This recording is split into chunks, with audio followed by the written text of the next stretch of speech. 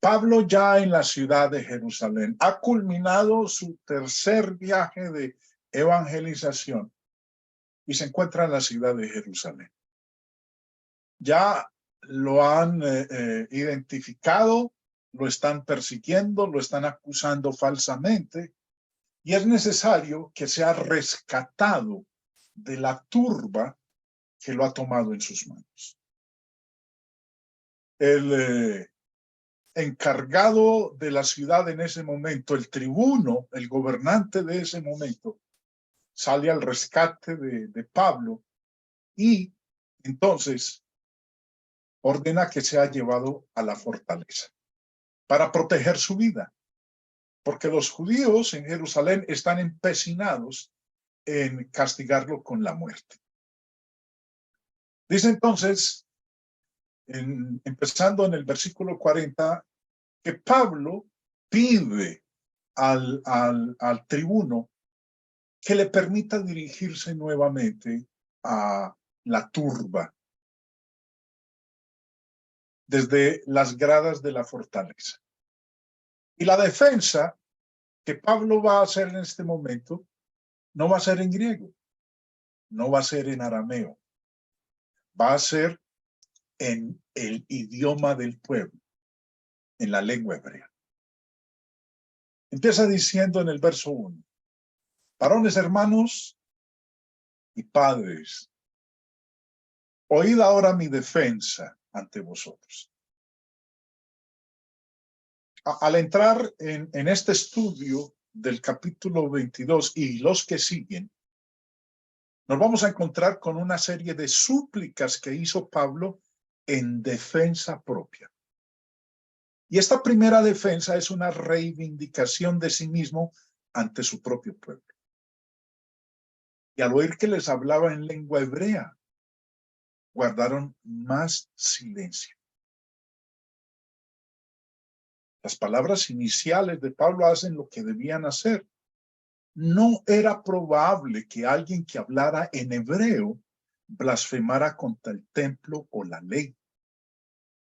Y así, extendiéndole una buena voluntad temporal, se quedaron más silenciosos de lo que habían estado cuando él hizo un gesto de silencio para que pudiera hablar. Y termina diciendo el verso 2, y él les dijo. Recordemos que se habían hecho varias acusaciones contra Pablo. Y para cumplir con estas acusaciones, Pablo declara lo siguiente. Versículo siguiente nos dice, yo de cierto soy judío, nacido en Tarso de Cilicia, pero criado en esta ciudad, instruido a los pies de Gamaliel, estrictamente conforme a la ley de nuestros padres, celoso de Dios, como hoy lo sois todos vosotros. Pablo dice, soy judío de nacimiento, que tenía una relación cercana con Jerusalén, disfrutando incluso de una educación bajo el respetado Gamaliel. Ahora, estas palabras de apertura de Pablo tenían la intención de construir una relación con la audiencia. Se identifica con ellos en la medida de lo posible. Gamaliel, su maestro, había muerto hacía unos 6 años cuando Pablo estaba hablando, pero su memoria todavía se tenía en gran respeto en todo el pueblo. Y sigue relatando, perseguía yo este camino hasta la muerte, refiriéndose a los cristianos, prendiendo y entregando en cárceles a hombres y mujeres. Relata cómo él también había una vez sido un opositor fanático del cristianismo, tal como ellos lo eran, en ese momento en el cual él les está hablando. Dice, como el sumo sacerdote también me es testigo, y todos los ancianos, de quienes también recibí cartas para los hermanos. Y fui a Damasco para traer presos a Jerusalén, también a los que estuviesen allí, para que fuesen castigados. Pero aconteció que yendo yo, al llegar cerca de Damasco como a mediodía, de repente me rodeó mucha luz del cielo. Comparte las circunstancias de su conversión y la razón por la que ahora está predicando el evangelio. Y caí al suelo. Y oí una voz que me decía, Saulo, Saulo, ¿por qué me persigues? Yo entonces respondí, ¿quién eres, Señor? Y me dijo, yo soy Jesús de Nazaret, a quien tú persigues. Y los que estaban conmigo vieron a la verdad la luz y se espantaron, pero no entendieron la voz del que hablaba conmigo. Y dije, ¿qué haré, Señor? El Señor me dijo, levántate y ve a Damasco, y allí se te dirá todo lo que está ordenado que hagas. Y como yo no veía a causa de la gloria de la luz, llevado de la mano por los que estaban conmigo, llegué a Damasco. Entonces uno llamado Ananías, varón piadoso según la ley, que tenía buen testimonio de todos los judíos que allí moraban, vino a mí y acercándose me dijo, hermano Saulo, recibe la vista. Y yo en aquella misma hora recobré la vista y lo miré. Y él dijo, el Dios de nuestros padres te ha escogido para que conozcas su voluntad y veas al justo y oigas la voz de su boca. Porque serás testigo suyo a todos los hombres de lo que has visto y oído. Ahora pues, ¿por qué te detienes? Levántate y bautízate y lava tus pecados, invocando su nombre. Vemos entonces que en esta porción, ya que se le ha dado la oportunidad de hablarle al pueblo judío y lo hace en el idioma de ellos, en hebreo, les comparte las circunstancias de su conversión y por qué ahora estaba predicando el evangelio. Y en los versículos que siguen, comienza a explicar sus razones para hacer obra evangelizadora entre los gentiles. Dice, y me aconteció vuelto a Jerusalén, que orando en el templo me sobrevino un éxtasis. Y le vi que me decía, date prisa y sal prontamente de Jerusalén, porque no recibirán tu testimonio acerca de mí. Yo dije, Señor, ellos saben que yo encarcelaba y azotaba en todas las sinagogas a los que creían en ti. Y cuando se derramaba la sangre de Esteban, tu testigo, yo mismo también estaba presente. Y consentía en su muerte y guardaba las ropas de los que le mataban. Recuerden que el primer mártir cristiano fue Esteban. Hechos capítulo 7 nos habla de eso. Y Pablo dice, yo estaba allí, yo consentí en su muerte. Y es más, a los que le mataban, a los que lo estaban lapidando, yo les guardé las ropas mientras lo mataban. Pero me dijo, ve, porque yo te enviaré a los gentiles. En este punto, cuando mencionó Pablo la palabra gentiles, la defensa que él estaba haciendo fue interrumpida por los gritos de los judíos en el patio de abajo y no pudo continuar. Si se le hubiera permitido continuar, es seguro que habría ofrecido una invitación. Lo que vemos entonces a continuación es la respuesta de la multitud a lo que Pablo había dicho y sobre todo cuando mencionó la palabra gentil y el encarcelamiento de Pablo.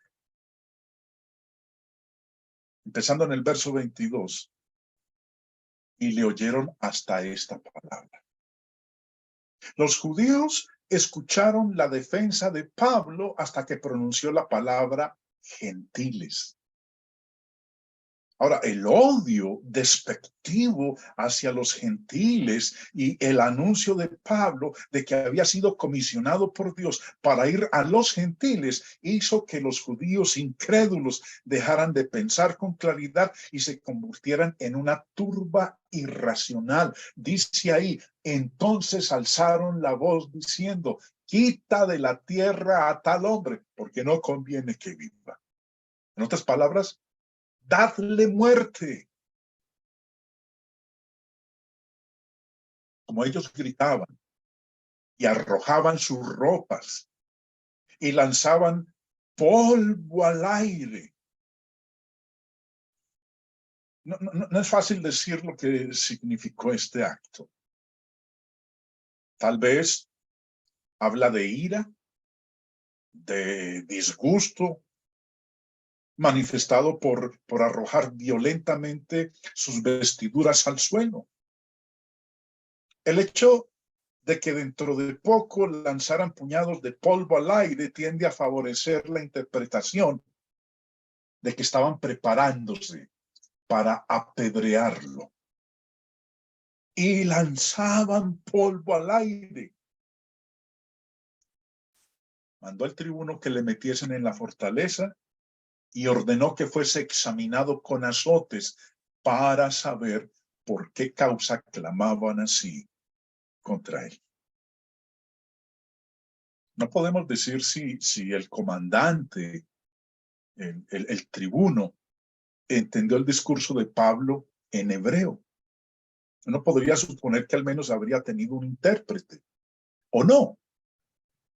Pero pudo ver que las palabras de Pablo habían vuelto a enfurecer a la multitud y ahora se le retira el permiso que antes se le había otorgado a Pablo para hablar.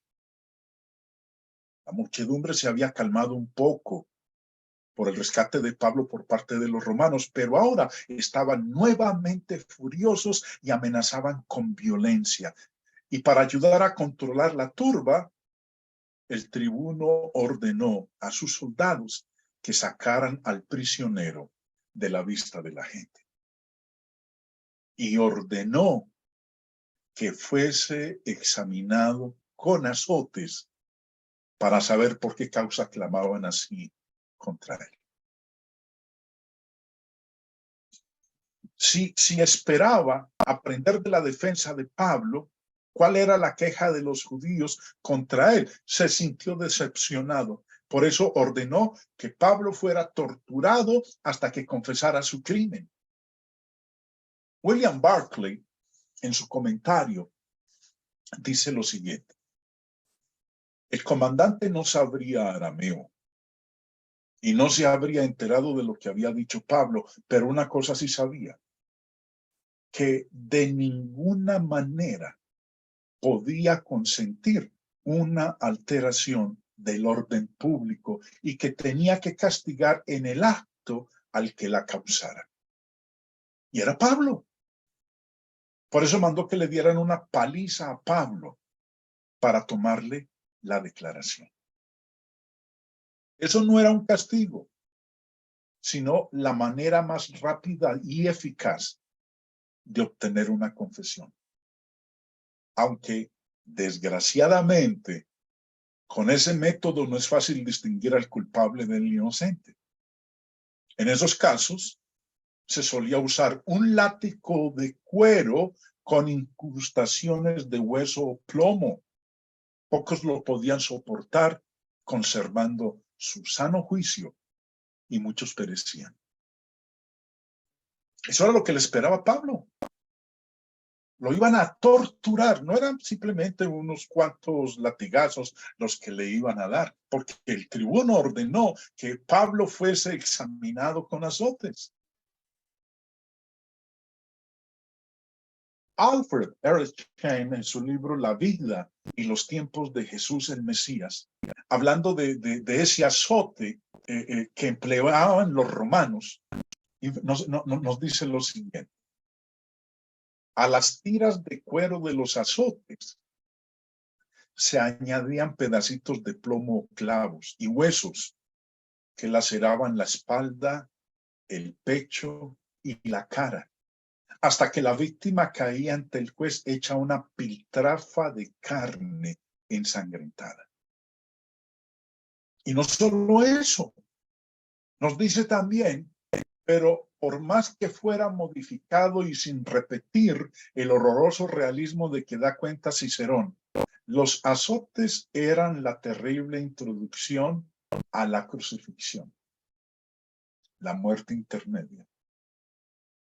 Porque la mayoría de aquellas personas en ese entonces que eran azotadas no terminaban vivas, terminaban muertas. Por eso se le llamaba la muerte intermedia. Aquel que iba a ser crucificado era previamente azotado, pero a veces ni llegaba a la crucifixión, porque en el proceso de la tortura por el azotamiento, la persona moría.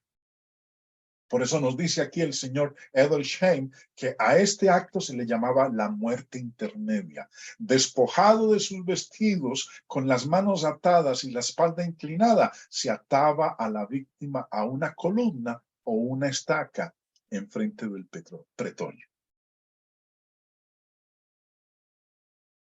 Eusebio de Cesarea, del siglo III después de Cristo, en su libro Historia Eclesiástica, dice también, porque dice que dejaron asombrados a cuantos estaban presentes en el círculo y les miraban.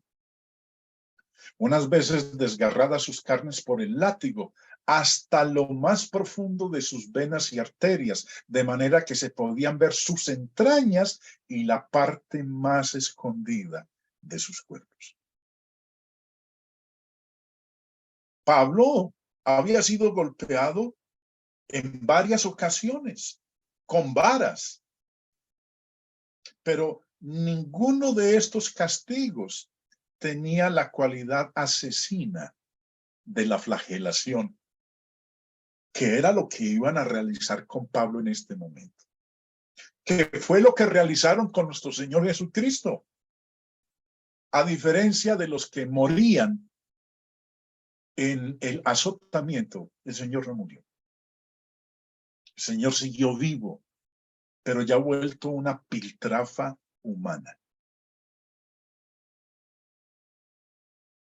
Por eso, cuando ordenó el tribuno que fuese examinado con azotes, eso era lo que le iba a esperar al apóstol Pablo. Porque él quería saber por qué causa clamaban así contra él. Ahora, la flagelación se entregó a un centurión para que la supervisara. Y suponemos que el tribuno, que se llamaba Lisias, permaneció en la plataforma sobre el patio para dirigir las medidas necesarias para controlar la multitud. Cuando entonces ordena que Pablo sea azotado, Pablo apela a su ciudadanía romana. Continuando en la lectura nos dice, empezando en el verso 25, pero cuando le ataron con correas, Pablo dijo al centurión que estaba presente, ¿os es lícito azotar a un ciudadano romano sin haber sido condenado? Era contrario a la ley romana atar y azotar a un ciudadano romano. El señor Barclay, una vez más citando su comentario, dice, Cicerón había dicho, es una injuria atar a un ciudadano romano. Es un crimen azotarle. Matarle es tan malo como asesinar a un padre. Así es que Pablo afirmó que era ciudadano romano. El comandante se quedó aterrado porque se dio cuenta de que había estado a punto de hacer algo que le habría acarreado el despido y tal vez la ejecución.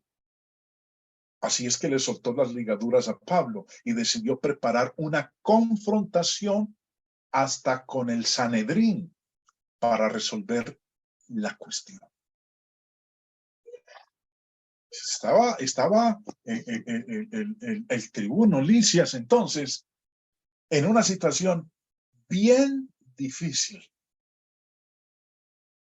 Cuando el centurión oyó esto, fue y dio aviso al tribuno diciendo, ¿qué vas a hacer? Porque este hombre es ciudadano romano.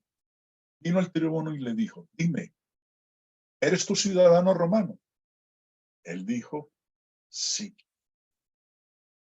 El castigo por hacer una afirmación falsa de ser ciudadano romano se castigaba con la muerte. Entonces, Pablo le dijo que él era ciudadano romano. Respondió el tribuno, yo con una gran suma adquirí esta ciudad. Entonces Pablo le dijo, pero yo lo soy de nacimiento. Era más honroso ser ciudadano por nacimiento que serlo porque se compraba.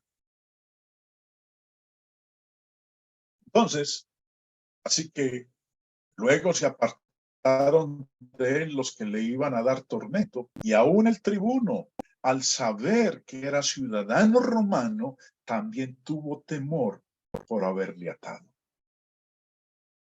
Pablo entonces, dice el versículo 30, al día siguiente, queriendo saber de cierto la causa por la cual le acusaban, los judíos, le soltó de las cadenas y mandó venir a los principales sacerdotes y a todo el concilio, y sacando a Pablo, le presentó ante ellos. Pablo aparece entonces ante el Sanedrín. Pero hablemos un poquito del Sanedrín, informémonos acerca del Sanedrín. La palabra Sanedrín viene de este término, o el término concilio viene del término sunedrión. Al vertirlo al castellano en Sanedrín, la palabra no fue traducida, la palabra fue transliterada. El diccionario del señor Vine nos explica el término Sanedrín. Propiamente, un sentarse juntos. De ahí, cualquier asamblea o sesión de personas deliberando o acordando. En particular, denotaba el Sanedrín, el gran concilio de Jerusalén, que consistía de 71 miembros prominentes de las familias del sumo sacerdote, de los ancianos y de los escribas. Los judíos hallan su origen en Números 11. Las causas más importantes eran llevadas ante este tribunal. Los gobernantes romanos de Judea permitían que el Sanedrín juzgara tales casos e incluso que pronunciaran sentencias de muerte con la condición de que tal sentencia fuera válida solo si era confirmada por el procurador romano. Hechos capítulo 4 nos dice, retrocediendo porque estamos hablando en este momento del Sanedrín. En Hechos 4:5 nos menciona los 3 grupos oficiales que conformaban el Sanedrín. Aconteció al día siguiente que se reunieron en Jerusalén los gobernantes, los ancianos y los escribas. Estos eran los 3 grupos oficiales que conformaban el Sanedrín. Ahora, en cuanto al origen de este cuerpo, el Sanedrín fue constituido por Moisés. En Éxodo 24, leemos en el versículo 1. Dijo Jehová a Moisés, sube ante Jehová tú y Aarón, Nadab y Abiú y 70 de los ancianos de Israel. Recordemos que en el Antiguo Testamento, Moisés había tratado de gobernar en todos los puntos de disputa entre el pueblo de Israel mientras ellos andaban errantes por el desierto. Y debido al hecho de que había tantos puntos de disputa, el trabajo para Moisés se volvió abrumador. Entonces aparece su suegro, Jetro, y le hace la siguiente sugerencia. Pero primero observemos en el contexto lo que estaba pasando. Tomó Jetro, suegro de Moisés, a Séfora, la mujer de Moisés, después que él la envió, y a sus dos hijos. El uno se llamaba Gersón, porque dijo, forastero he sido en tierra ajena. Y el otro se llamaba Eliezer, porque dijo, el Dios de mi padre me ayudó y me libró de la espada de Faraón. Y Jetro, el suegro de Moisés, con los hijos y la mujer de éste, vino a Moisés en el desierto donde estaba acampado junto al monte de Dios. Y dijo a Moisés, yo, tu suegro Jetro, vengo a ti con tu mujer y sus dos hijos con ella. Y entonces, observa cómo es que Moisés está gobernando al pueblo. Y esta visita va a ser bastante interesante e importante para el gobierno futuro de Israel. Dice en el versículo 17, entonces el suegro de Moisés le dijo, no está bien lo que haces. Desfallecerás del todo tú y también este pueblo que está contigo, porque el trabajo es demasiado pesado para ti. No podrás hacerlo tú solo. Oye ahora mi voz, yo te aconsejaré y Dios estará contigo. Está tú por el pueblo delante de Dios y somete tú los asuntos a Dios. Y el consejo que le da es el siguiente. Escoge tú de entre todo el pueblo varones de virtud, temerosos de Dios, varones de verdad, que aborrezcan la avaricia y ponlos sobre el pueblo por jefes de millares, de centenas, de 50 y de 10. Ellos juzgarán al pueblo en todo tiempo y todo asunto grave lo traerán a ti y ellos juzgarán todo asunto pequeño. Así aliviarás la carga de sobre ti y la llevarán ellos contigo. Ahora, ¿cómo reaccionó Moisés a este consejo que le dio su suegro Jetro? Leamos. Y oyó Moisés la voz de su suegro e hizo todo lo que dijo.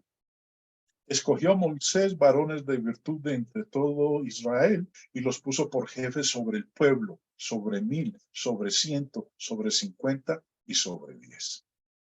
Y juzgaban al pueblo en todo tiempo. El asunto difícil lo traían a Moisés y ellos juzgaban todo asunto pequeño. Tal cuerpo continuó funcionando a través de los años. Y es lo que se conoció como el Sanedrín. 70 ancianos hasta el tiempo de nuestro Señor Jesucristo. El señor Barclay, volviendo a su comentario, nos dice, había 71 miembros en el Sanedrín. El sumo sacerdote era ex oficio, el presidente. Entre los miembros había sacerdotes que eran casi todos saduceos, cuyo único propósito era retener el status quo para que no peligraran su posición y emolumentos. Estaban también los escribas, que eran los expertos en la ley tradicional, los fariseos fanáticos cumplidores de dicha ley y los ancianos que eran hombres respetados por la comunidad. También formaban parte del Sanedrín los que se describen como los de las familias de los sumos sacerdotes. Algunas veces se los llamaba principales o jefes de los sacerdotes. Eran de dos clases. La primera, los ex sumos sacerdotes. En los grandes días del pasado, el sumo sacerdocio había sido hereditario y vitalicio, pero en tiempo de los romanos eran objeto de intrigas, soborno y corrupción. Y los sumos sacerdotes ascendían y caían de tal forma que entre los años 37 y 67 después de Cristo hubo no menos de 28. Pero a veces, hasta después de depuesto, seguía siendo el poder tras el trono. Segunda clase. Aunque el sumo sacerdocio había dejado de ser hereditario, seguía siendo prerrogativa de unas pocas familias. De los 28 mencionados, todos menos 6 pertenecían a 4 familias sacerdotales. Los miembros de estas familias tenían un prestigio especial y se les llamaba principales sacerdotes. Volviendo a Hechos 4, nos dice Lucas, el escritor, que eran 3 grupos de oficiales los que conformaban el Sanedrín: los gobernantes, los ancianos y los escribas. ¿Cuál era la distinción entre ellos? Bueno, los gobernantes eran los principales sacerdotes, los jefes de los 24 cursos. Los ancianos eran los 24 ancianos elegidos por el pueblo para sentarse en la corte. Ellos serían hombres de edad, hombres de influencia, hombres de posición. Los escribas eran 24 abogados, hombres que transcribían la ley. Los escribas de los tiempos del Nuevo Testamento eran los hombres eruditos, los hombres hábiles y familiarizados con la ley, porque trabajaban con ella constantemente, haciendo copias de ella. Mantenían los registros de los tribunales de justicia y los registros familiares en las sinagogas, redactaban los artículos de contrato, de venta y las actas de divorcio. Fueron llamados los escribas por el hecho de que escribían los registros públicos. Sin embargo, los escribas no eran una secta religiosa, sino que podían ser fariseos o saduceos por su creencia. El Sanedrín, la jurisdicción que ellos tenían, estaba limitada en los tiempos del Nuevo Testamento. Flavio Josefo nos habla a nosotros al respecto. Pero antes de eso, recordemos algo que yo ya había mencionado en lecciones anteriores. Había solo un caso en que el Sanedrín podía pronunciar la pena capital sobre alguien. Y ese era el caso en que un gentil cruzaba la valla interior que separaba el templo propiamente dicho del atrio de los gentiles. Si un gentil cruzaba esa valla, era una muerte segura para él, porque no le estaba permitido a los gentiles ir más allá. En tales casos, el Sanedrín podía pronunciar la pena de muerte y las autoridades romanas casi siempre cumplían los deseos del Sanedrín. Nos dice Flavio Josefo, historiador judío del primer siglo: decid, hombres perversos y llenos de toda maldad, ¿no habéis vosotros cercado el santo lugar de rejas? ¿No habéis hecho tablas escritas en letras griegas y romanas con las cuales prohibíais que ninguno pasara de lo que le estaba permitido? ¿No os concedimos nosotros que mataseis a cuantos hicieron lo contrario, aunque fuesen romanos? Vemos entonces que el único caso que se les permitía al Sanedrín para ejecutar la pena de muerte era que cuando un gentil, fuese quien fuese, aún un romano, si traspasaban los límites del templo, podían ellos ejecutarlo. Pablo aparece entonces ante el Sanedrín. Y dice, empezando en el capítulo 23, verso 1. Entonces Pablo, mirando fijamente al concilio, dijo: varones hermanos, yo con toda buena conciencia he vivido delante de Dios hasta el día de hoy. El sumo sacerdote Ananías ordenó entonces a los que estaban junto a él que le golpeasen en la boca. Entonces Pablo le dijo: Dios te golpeará a ti, pared blanqueada. ¿Estás tú sentado para juzgarme conforme a la ley y quebrantando la ley, me mandas a golpear? Hermanos, están invitados para la próxima lección, en donde retomaremos esta parte, cuando Pablo es golpeado en la boca y le responde al sumo sacerdote: Dios te golpeará a ti, pared blanqueada. No estaba permitido dirigirse al sumo sacerdote de esa manera, pero Pablo lo ha hecho en este momento, y la situación entonces se va a tornar más difícil de lo que ha sido hasta este momento. Los que estaban presentes dijeron: al sumo sacerdote de Dios injurias. Los invito, hermanos, para que me acompañen en la próxima lección, donde estaremos analizando este caso de la injuria que declararon aquí los presentes que Pablo hizo al sumo sacerdote de Dios.